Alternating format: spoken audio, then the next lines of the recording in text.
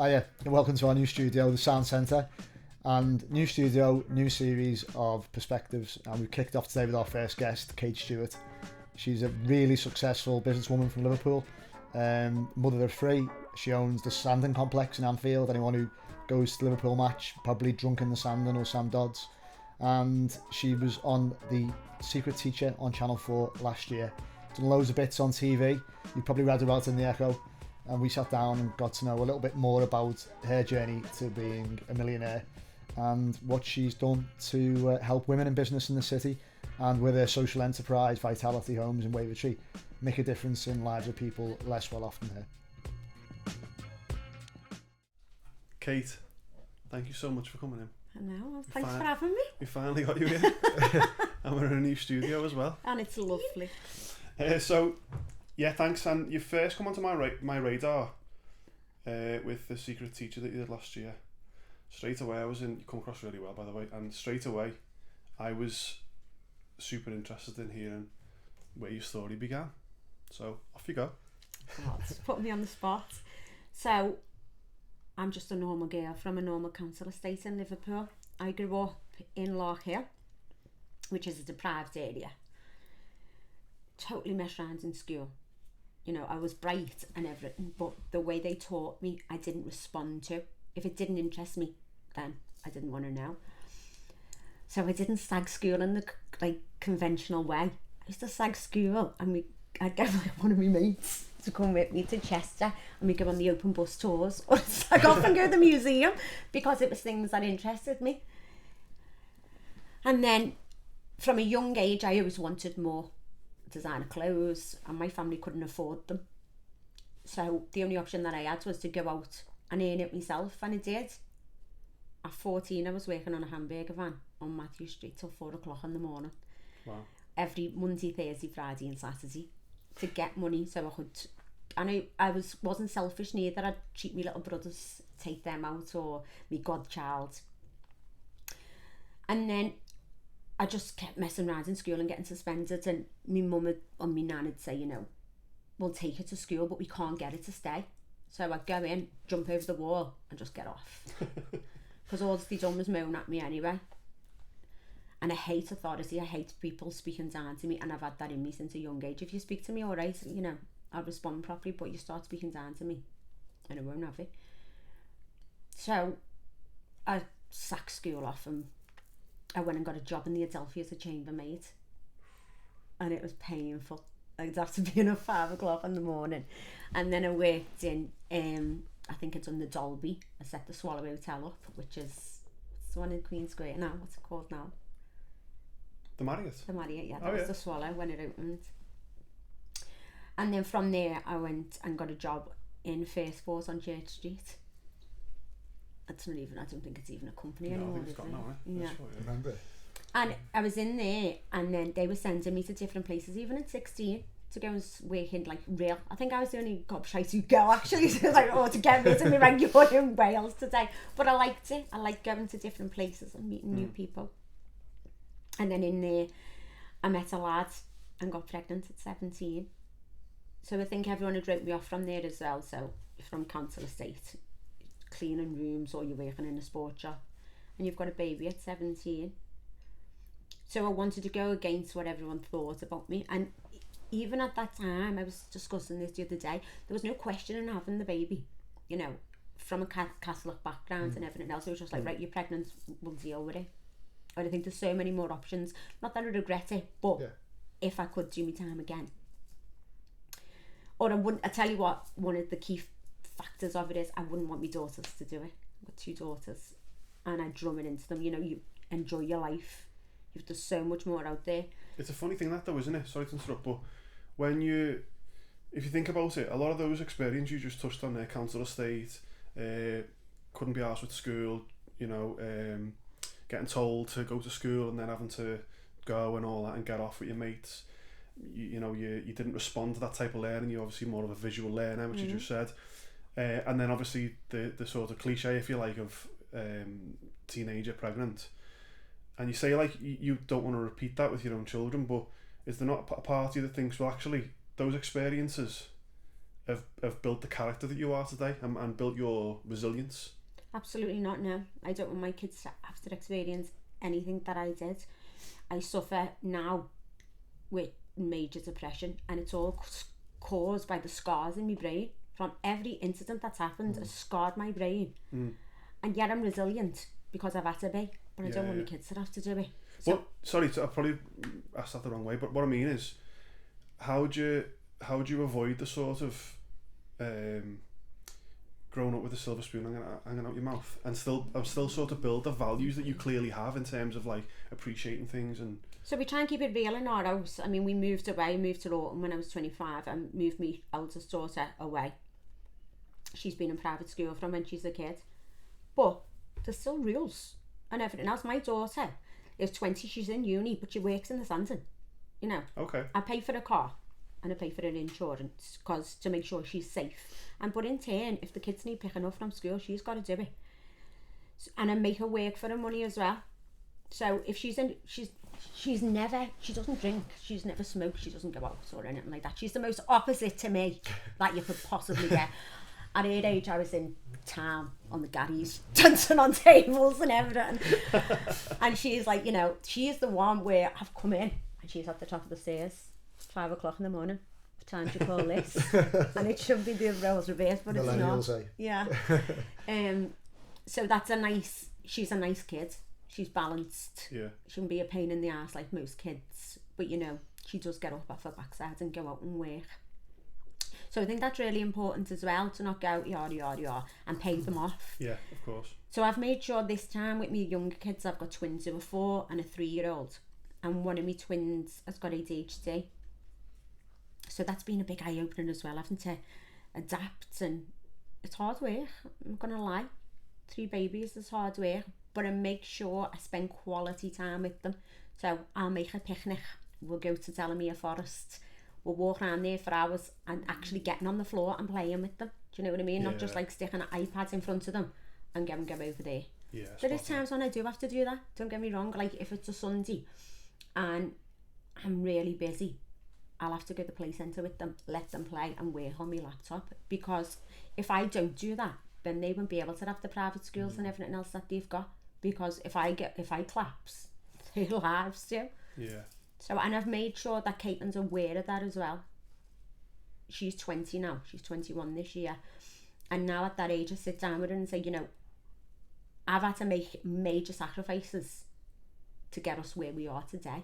You know, no one's ever come along and said to me, yeah, Kate, there's a brilliant business there. Or, yeah, here's 100 grand. Or, yeah, here's 5 grand. No one's ever done that. So she understands as well that, and sometimes I wasn't there when she was a kid, but that was to give us what we've got today. So, 17-year-old pregnant. I don't know, I'll just wander off on, you know. No, that's alright. No, that was me, sorry, go on. So 17 with a baby. Her dad was Scally, Breck Road. He was an arsehole. And he'd just gone by that time, so I had this baby. And I lived in a house that council paid for. And don't get me wrong, I had it nice and that it was spotless, but you know, I was looking around thinking, is this really what I want? To have to claim benefits, probably meet another fella, a baby to someone else, and then where do you go? Where do you go from here? And there's not many, when you've got no qualifications and you know you've had no education, you've got no experience in life experience, not many people give you the job.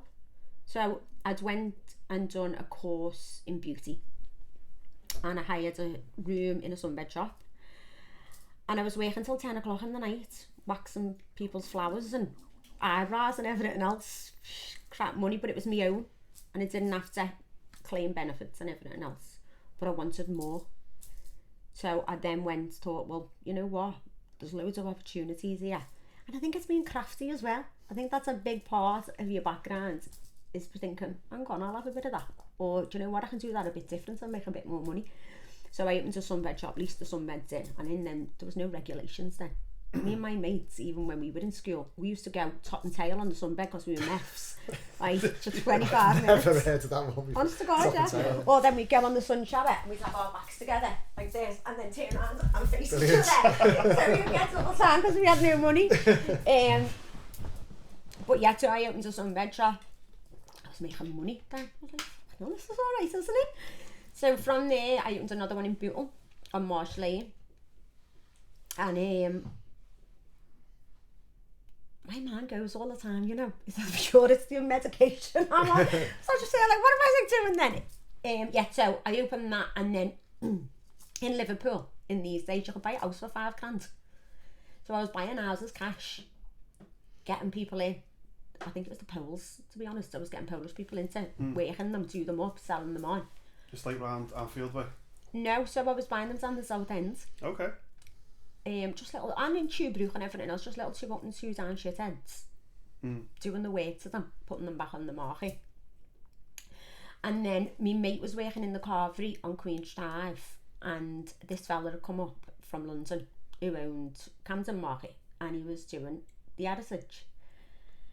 And he was a bit show off, so he was like, oh God, I'm this and I'm that. So I was like, I'm going to come and ask him for a job. So I went down the heritage. And I was like, can I have a job? He's like, no, fuck off. I was like, why? And then your attitude comes about then. Who are you talking to? Do you know what I mean? He's like, no, you're not getting one. So I went, oh, fuck this. Got off.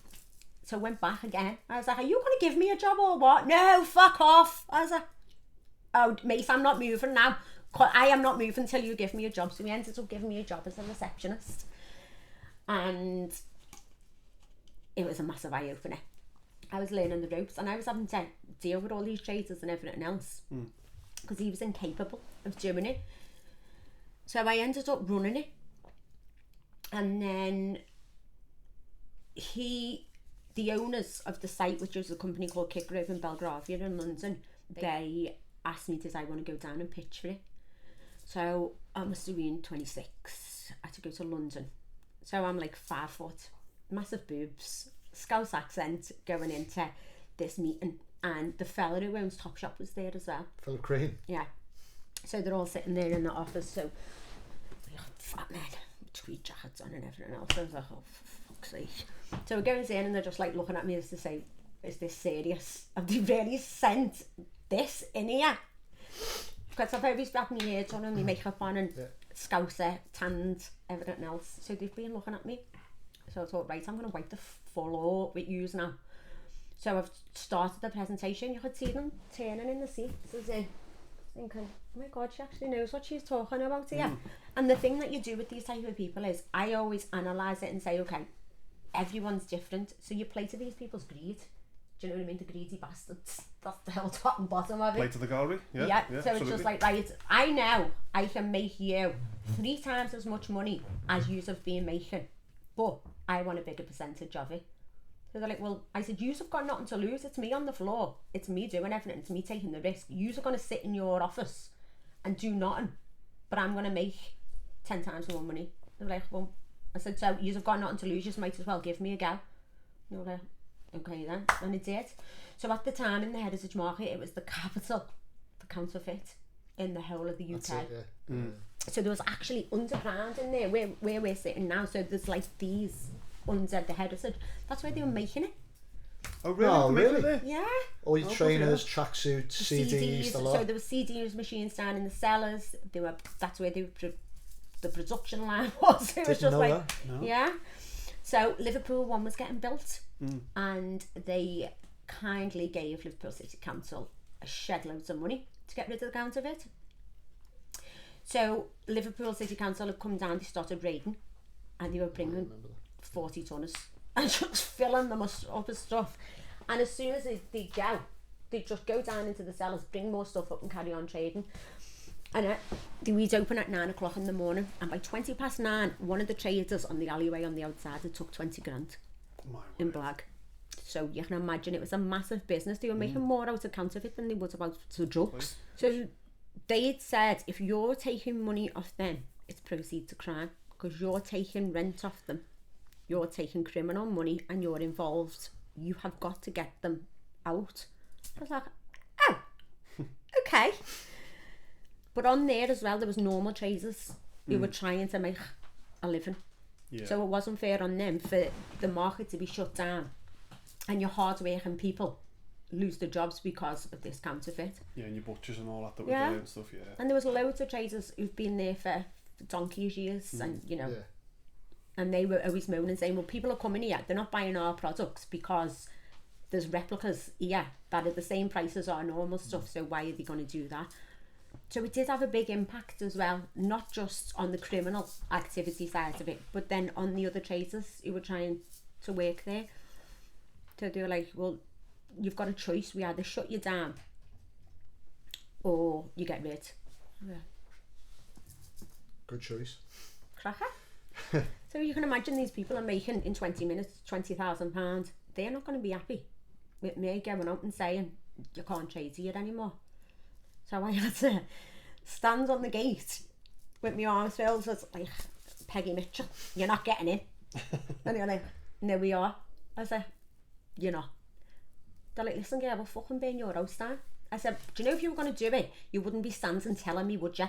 I said, because if my house gets burned down, I'm them sending the plod to you. I'll go, fuck yourself, you're not getting on. And that's the attitude you have to have with them. You have to be firm.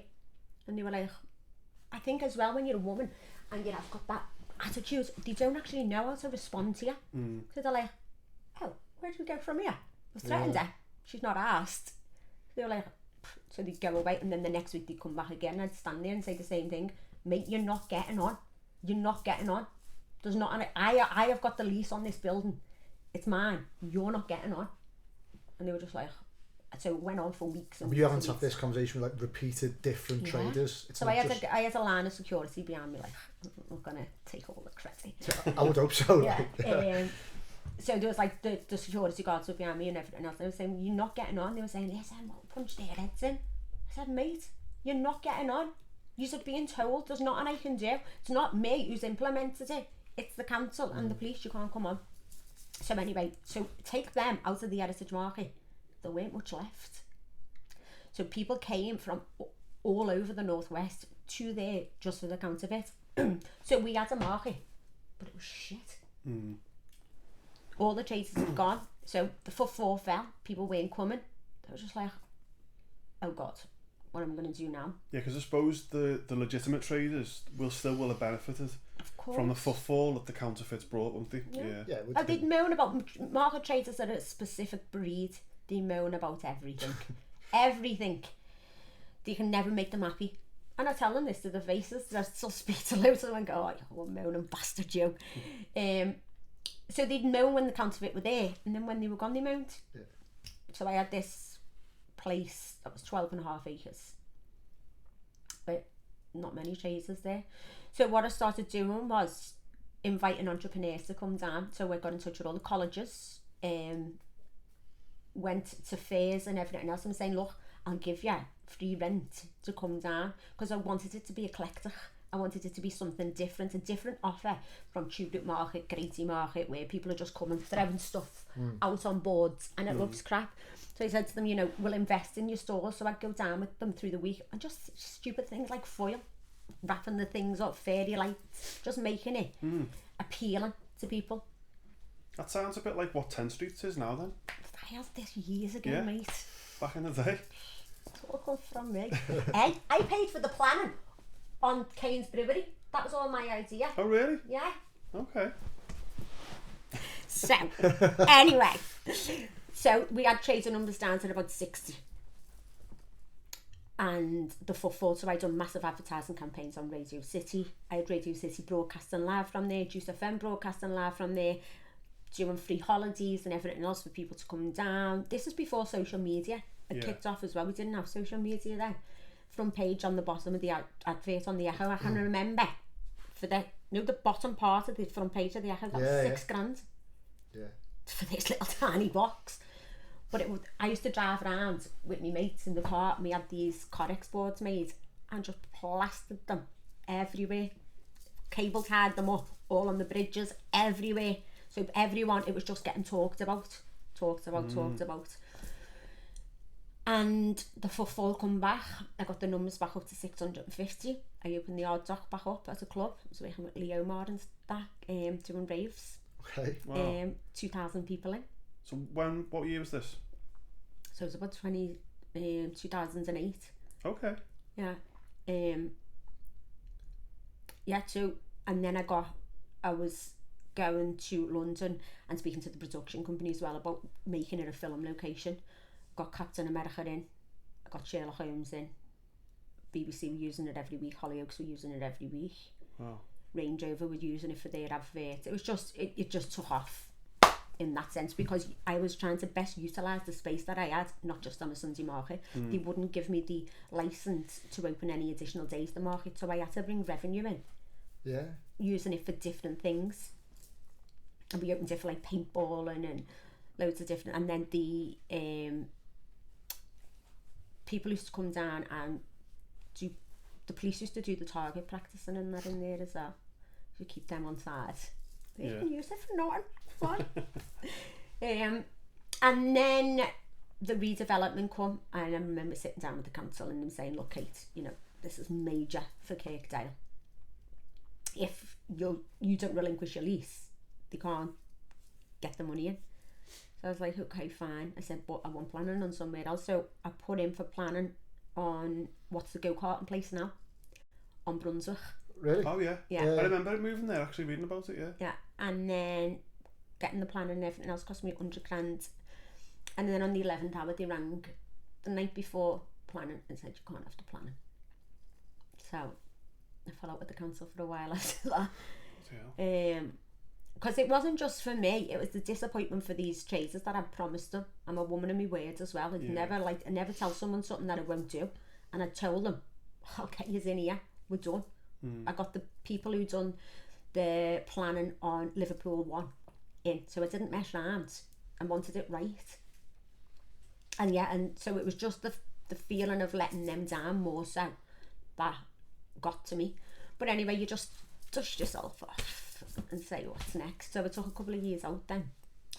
I had a baby, and well, I got pregnant, and they told me that she was Down syndrome. And then I went and had the needle in my belly, and it transpired it wasn't. So then they told me that it was a heart. So I drove all the way to London, to Harley Street on my own, and went to a fetal heart specialist down there, and they said it's not a heart. So by this time I was 7 months, and it transpired that her arms and legs hadn't grew on one side and all her organs, and she wasn't going to survive. But I had to, so on the 23rd of December I had to give birth to her. And then after Christmas we had to have a funeral, and from there I just went into a black hole of depression where I couldn't get up in the morning. I just wanted to sleep, and all I can describe it as is that, imagine a magnet, sleep being a magnet, and it just pulling you in. So every time you open your eyes you're just getting pulled back in to sleep. And I really battled with it, really struggled with it. I was trying my best because I still had Caitlin, and I was trying to still be normal. But while you're not there, I owned I owned a property portfolio, and I owned a couple of pubs as well. I owned Hargreaves and Aintree, and I had one on Queen's Drive, can't even remember what it was called, the Hermitage. But while you're not there yourself with businesses, they just mess up, because no one runs your business like you do. No one's bothered. They get their wages regardless at the end of the week. So if something's not done right or whatever, and the properties just went, I had mortgages on them, the properties were vacant, the mortgages wasn't getting paid, the pubs wasn't doing nothing, and I nearly lost everything. So from going from having and working my ass off to get to this certain point, to get into 2013, and that was, I just thought, you know, you're gonna have to snap out of this. So I was on medication, and it is more so about dragging yourself back and to give yourself a good talking to and saying, you know, you've got to, you've fought for everything that you've got to get, and that fighting spirit comes back into you. And I got back out there, took back control of everything, and I bought the Sandon. So I had the twins, I had the baby, and then I bought the Sandon. So that was a complete shithole when I bought it. It was run down, dark, dingy. And I refurbished that. I'd done a deal with Liverpool Football Club to deliver their hospitality. So we do 400 for them, and an official partner. I'd done a 120 bed hotel in there, put boss nights on in there, and it's absolutely bouncing. And I might be looking at selling that now because I'm getting stupid offers on it. I know you have a little tiny bit of money off it. And it's like, well, that's business. Everything's got a price. Everything's for sale at the right price. You know, no, I'm keeping it when people are offering you. And I always believe as well that never ride while Liverpool are riding high. Is my time to go. Don't wait till that cost starts coming back down and thinking everyone's interested at the height of it. Get out at the height. Don't wait for the downturn. I think Lawrence Kenwright's had the same idea because he's put the Shankly up, hasn't he? So now these couple of years when Liverpool, as you say, are riding high in the league and winning titles, it's probably never been more valuable, has it? Absolutely not now. So you can say, oh, well, you know, I'm going to keep hold of it and get the money out, but it's not. It's time to move on. So Liverpool Football Club are also interested in buying it. So I'll just wait to see what the best offer. I might not. I don't need to. It's not. I don't know. I well shall say. So then I moved on to Vitality Homes, and that was because my two brothers both have suffered from addiction, and the father of my children and my ex-husband suffered from addiction. So when he was going through it, I took him to the Priory. And in London? No, the one in Preston. Preston, yeah. Okay. And he was there, and it cost him a fortune to be in there, and he was getting drugs dropped off to there. And then he come out, and then he come home. Nothing changed. Nothing at all changed. So I remember ringing the NHS, going to see people, saying, you know, what can I do? I'm putting him in rehab, he's coming back out. I'm going back out and snorting. What exactly do I do here? And it was destructive for our marriage. It was destructive for his whole life. Messed it up completely. So I knew that there was demand for proper support. So, and also as well, the council are paying, it's costing about between 15 and 20,000 to put people through detox programs. So you go to your detox program, you come out, you go home, it's the same environment that made you turn to drugs in the first place. It's accessible and there's no support. It's just right, get back on with it. So I invested a lot of my own money into Vitality Homes. I bought the building, and at first it was people were campaigning, they had placards outside, they were telling me to go and kill myself, telling me to go and rot in hell. And I think at one point I was thinking, you know, why do I do these things? But I believe in it, and that's the whole point. If you believe in something and you see it through, you will succeed. So I was like, no, I'm doing it. I know it's for the good. I know it's for the better. I know it's going to help people. So these people who are screaming and shouting have got no knowledge. They don't know anything about it. So I'm doing it. And it's been massively successful. We've got 18 residents in now in Wavertree from all walks of life. Some of them are expats, ex-army. They've been out expats as well, coming back over to the UK, and they're just doing fantastic. They've totally integrated into the community. They're going out doing litter picking. They go around and do old people's gardens. If people are unwell or old, they go and get the shopping for them.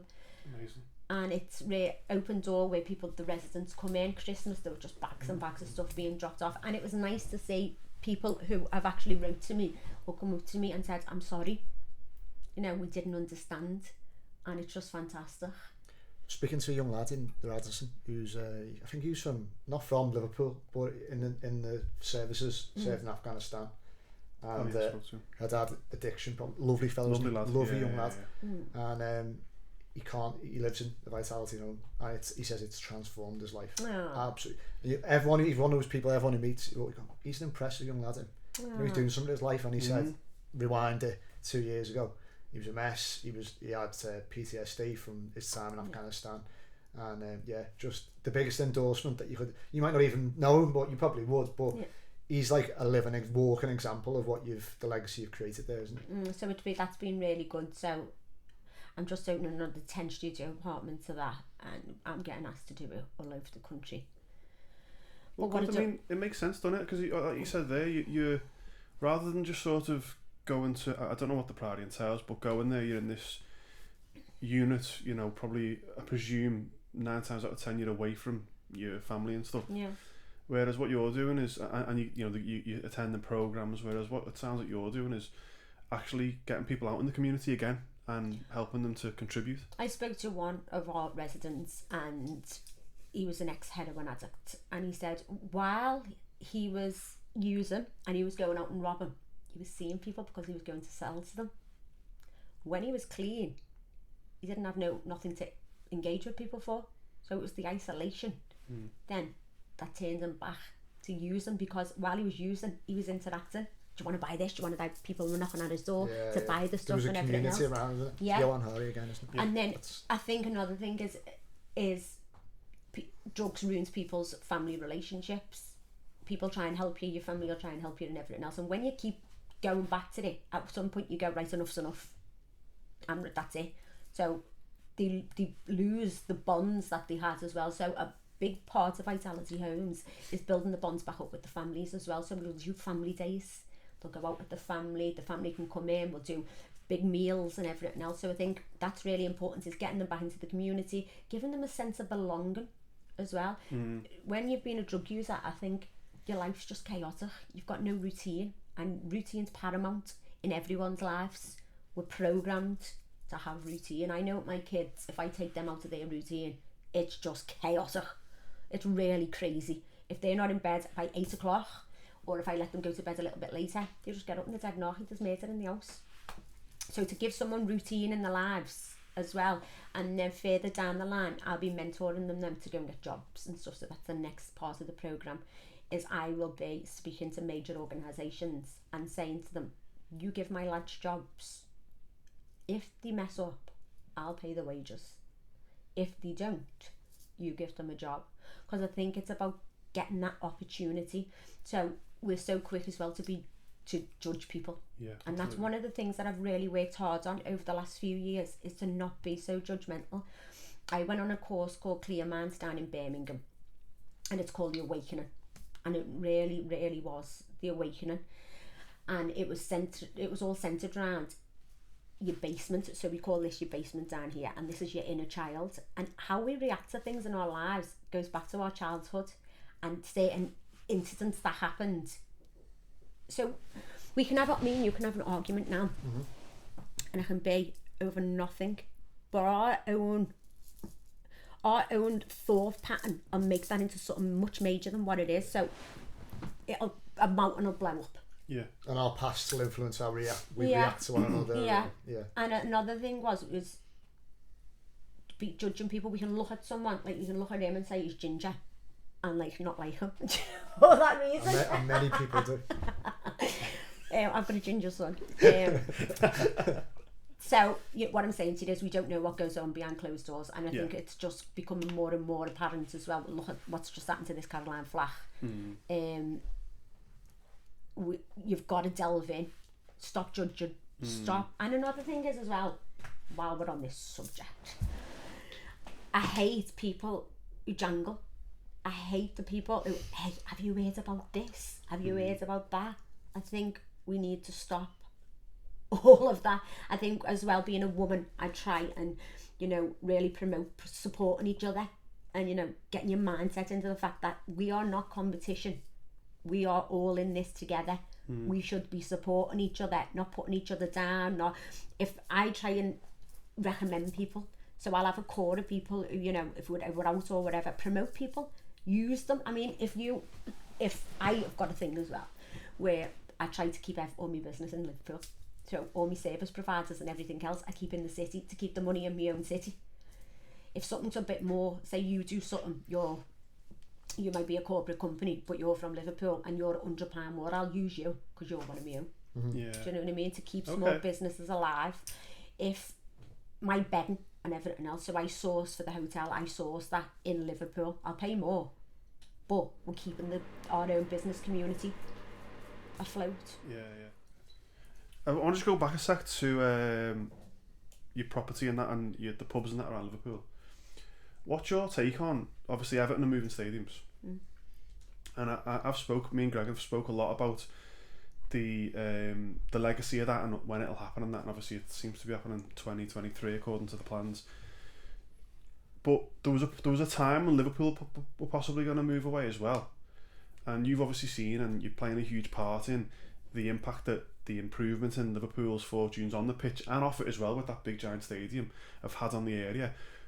What do you reckon is going to happen, and how do you feel about like the legacy of those pubs and that, like yours, that are surrounding Goodison when it moves? So I think there's two sides of the coin to this. Totally support it moving because it's behind the times and everything else. The investment with the building and everything that's going to go on, the other things that can go on in the new stadium. So there's a good side to it. The negative side is I had the councillors into me saying, Kate, have you got any ideas what we can do with this area? I was like, just give me 10 minutes. It's going to have a massive negative impact on Goodison, on Walton. So all of these businesses along County Road that have survived completely off the footfall from the football, it's going to be gone. So you're going to see all of them closed down. Derelict pubs, aren't you, straight away, let's be honest. Yeah, most definitely. There is no clientele anymore for your weekday pubs. It's gone. It's the culture, the pub culture is over. Liverpool city centre, but no one gets ready and goes, well, we'll go to the local now. It's just different. So I think it's going to have a really... It's around football, isn't it? It's all around football. If Liverpool would have moved, there wouldn't be no Sandon. I wouldn't have just spent £1 million putting a hotel in.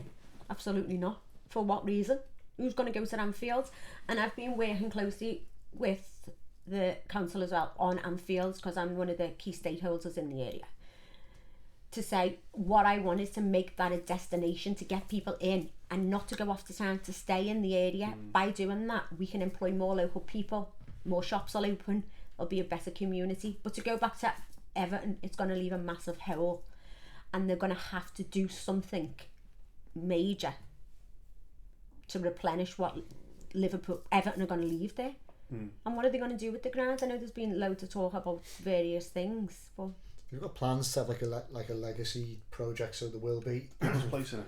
People's place. Part of it, and there'll be like facilities for mental health and I think dementia care. There'll be limited retail, I think they're saying, and apartments and stuff like that, centred around the actual Goodison footprint, the pitch, and even a bit of retail. I think they're planning, which is brilliant that they're actually intending to do that rather than just doing, say, what in a very different segment as Arsenal did, which is just leave the old ground, sell it for apartments and move on.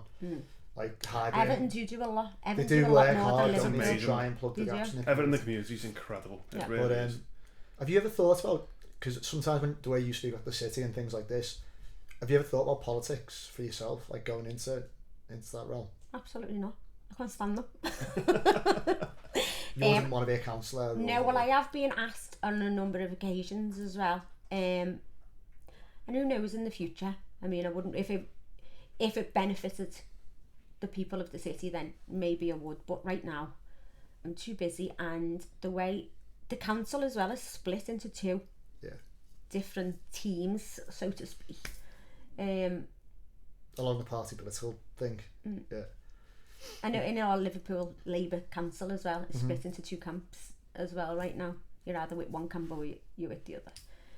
And I think they fight against each other too much as opposed to what's going on in the city.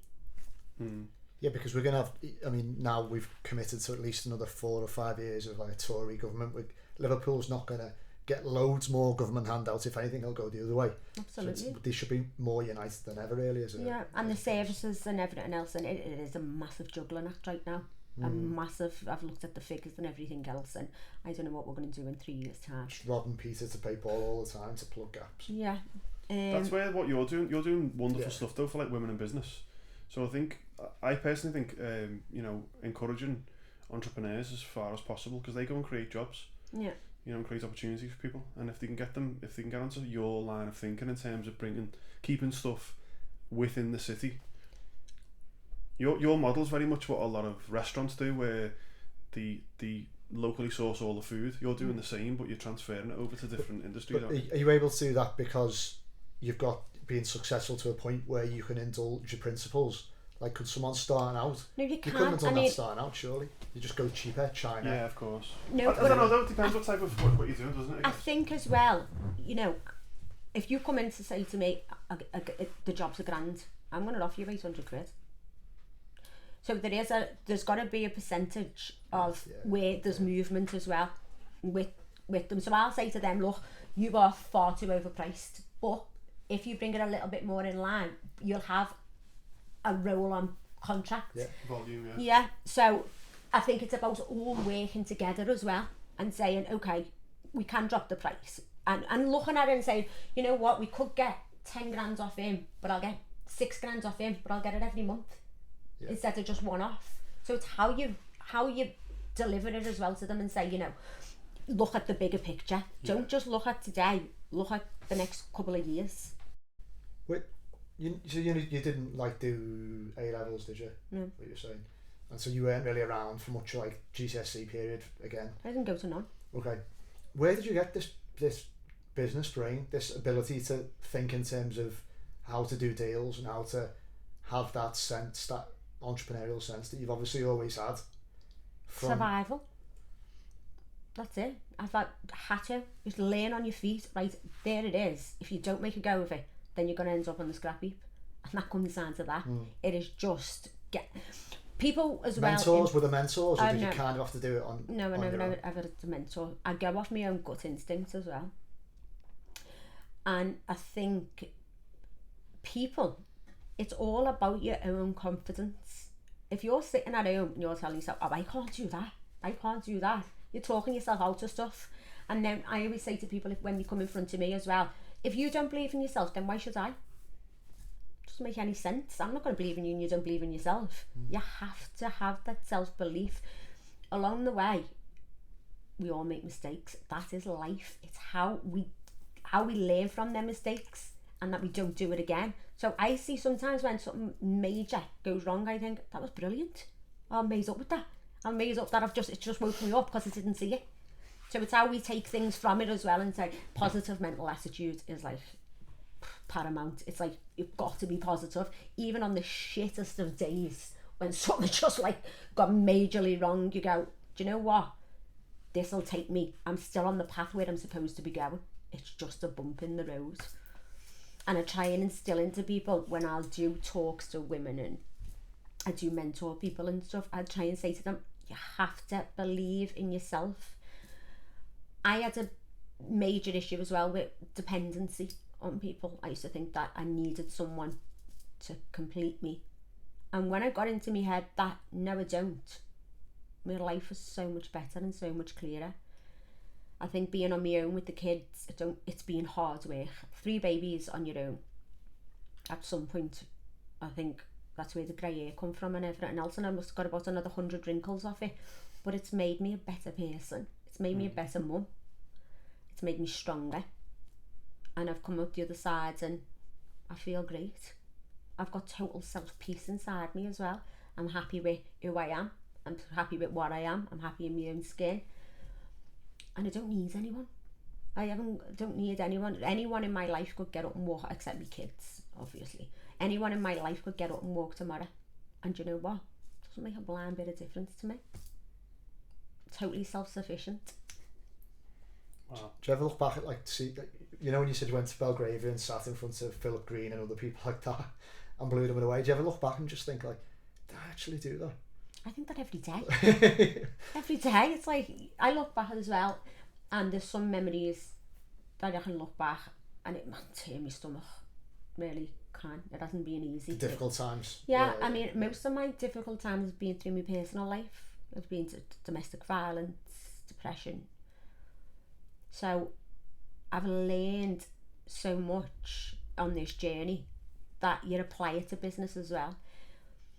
I think when you're younger and you don't have that confidence and self-belief and you're all a bit needy, I think that can be traumatic because people don't live up to what you think they're going to be.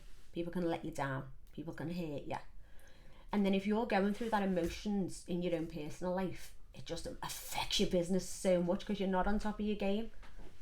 So I've totally changed as a person I think probably because of my medication as well, I don't respond as I used to. I used to go off my head and scream and shout, wah, wah.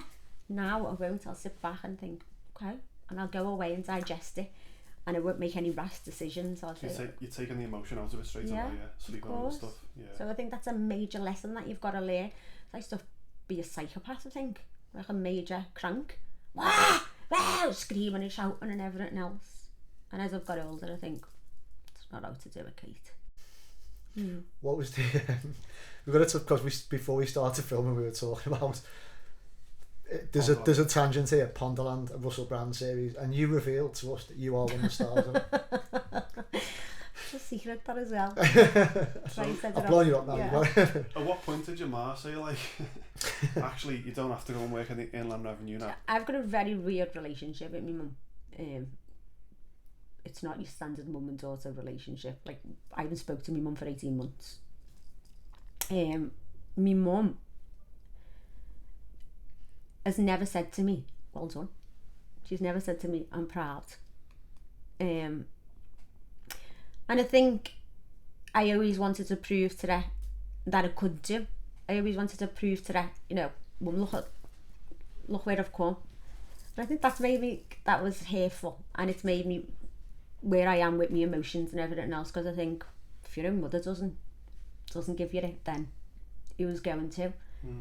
And now I just think I don't need it off anyone. I know myself. I look at my babies, I look at my kids smile every day, and I know that I've done well. The life you provided for others. Yeah. Of course, there's so much to be said as well for, like, I don't want to talk down about it, but like the majority of people, they think there's a well-worn sort of path to success, which involves going to school, after school, going to uni, blah blah blah, getting a qualification, and then naturally falling into the line of work that your qualification, you know, sort of contributes to, if you like. But there's a lot to be said for the life lessons that someone like you've picked up on the way, where, you know, there's been curveballs thrown your way, there's been huge I've had bombs go off and everything. Curveballs just isn't enough of a description, do you know? But there's a lot to be said for how you, because the thing is about those experiences that you've been through, about, you know, having the kid and being a woman in a man's world, let's say, it's you learn a lot about yourself, don't you? I think it's more about learning about yourself is the biggest lesson in life. Business, it comes and goes. One day we can be doing fantastic, the next day it can be a bit of a wobble, the next day, that's the challenge in it. Yourself and your own emotions is the biggest part of the journey that you're ever going to get. I think with me as well, I've been in dark places. I've been depressed, I've been battered, I've been through probably every emotion that you could probably go through. And now I'm just, I can only describe it as my brain is like an organ in every other organ in my body. So today, if I fell over and broke my leg, I'm going to go to the doctors on it and get plaster on it. But we don't with our brain. We hide it. So every time a scar gets put on the brain, and we hide that scar, and then another one gets put on, and another one gets put on, it's like, it's just, the damage is irreparable because we didn't deal with it when we should have. So every time these scars get reopened and reopened and reopened, it's going to lose feeling. It's going to go numb. And that's how I feel like my brain is. Sometimes it's numb. The only emotion really I feel now is for my kids. That's it. But at the same time, you've got the sort of compassion to speak openly about what you've been through. Yeah. And the kind of bravery as well, I feel like. Because the conversation, thankfully, going back to what happened in Caroline Flack, is at least there's a conversation now, isn't it?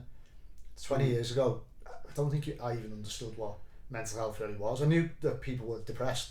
Some people suffer from depression, but it was a bit of a joke though, wasn't it? Yeah. So you think, oh God, look at them depressed. Oh. Yeah, always have a nervous breakdown or something like that. But yeah, or it was like, we've always had that, but now we give it a name, isn't it? As if it was like talking negatively about it, whereas now it's like it's okay to be vulnerable now, even for men as well. It's okay to be vulnerable, and that's a great thing that we can all talk about it. I think as well, even down to when I was a kid, and my family, there was loads of naughty kids in my family, and they just used to get a smacked ass and throw out the room or whatever.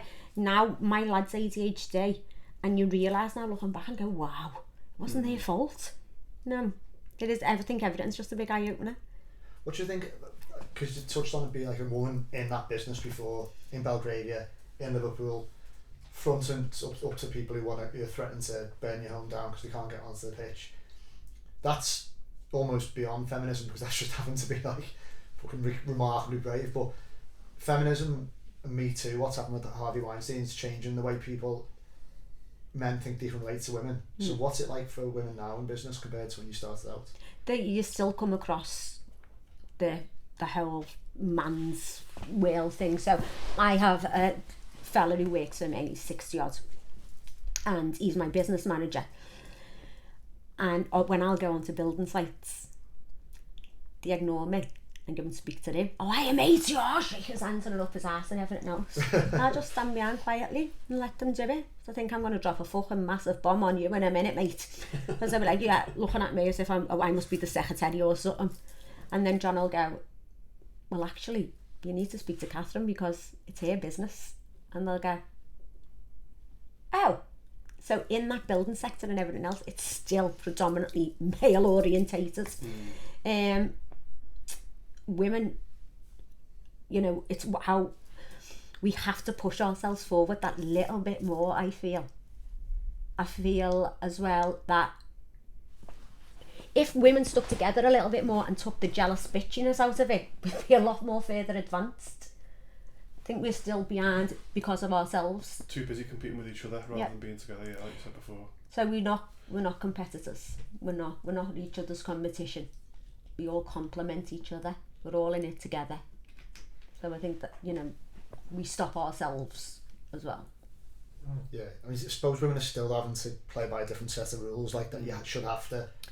With the it kids really and stuff. Yeah, exactly. Biologically, and then it's to do with when you're butting up against the patriarchy still. Like, what do you think about like positive recruitment and things like that in your businesses? Would you look at doing that? Most definitely. I look at everyone as exactly the same as well. So I don't. As I was saying to you before as well, giving people opportunities is how we advance the world. So if someone's been in jail or someone's suffered from drink and drug addiction, how are they going to break the cycle if we don't give them a chance? So I've just had so many arguments about this lately.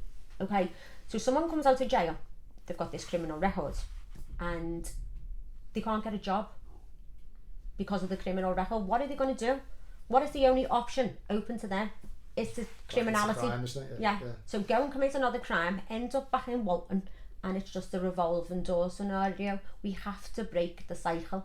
We have to start giving people chances and opportunities and stop being judgmental. Stop looking at the record and go, oh no, rip it up. So I do it all the time. I always, if I tell you it's something or I'm preaching about something, it's something that I do in my own organisation. I don't, you know, I've brought people from jails and give them jobs because I think it's really important to break cycles. Yeah, totally. I remember robbing out the sweet shop by us because we were starving or we wanted sweets and we didn't have no money. We all make mistakes along the way. Yeah. All of us. Even these, you know, people in high-end government, they're all coming out now, they have a line and they have a spliff and because they think it's cool to say that, to admit that they do. But we all make mistakes. So if someone has been dishonest in the past, so what? You're going to hold that against them for the rest of their lives? Yeah. The majority of people through their lives have done something wrong. Yeah. So we have to say, do you know what? You have done it, but I tell you what I'll do. I believe in you. So I'm going to give you an opportunity. You fuck up again and you're out because I won't have it. And that's how I tell them straight. I will give you this chance. You let me down, I won't give you another one. So it's you to prove to me. And you know what? No, because you're giving them that opportunity. They work 10 times harder than your average Joe. Because they want to prove it. They want to break that mould. Yeah, spot on. I think also it's about now just being what you're saying there, just not being a blanket no, just allowing people to say, you know, We'll give tell your you the story story, behind it. You know, sit down, let's have a chat about it. Where were you at mentally at that time? Where were you at in your life? What was going on? And often there'll be sort of some common ground where there was a connection missing in the life, or you know, disadvantaged childhood or something like that. You know, there'll be some reason behind it. So, Sorry, mate. So even if you were unable, either of you were unable to give that person a job in that instance, sitting down and listening to them and giving them the experience of a job interview where you've taken on board and you might say, you know what, this time you've missed out, but that in itself is reaffirming them, isn't it, rather than just the door being shut in their face, like as you're saying. No, sorry, it's not happening. And then that is so much disheartening, because it's like, well, I'm having a go and the doors are getting shut in my face, what's the point? Yeah. You know, so it doesn't do well for their mental well-being neither. Yeah, of course. Well, Kate, listen, it's been amazing. Thank you so much for it. It was good getting you in here eventually. I know, sorry about that. Nice one. Thank you.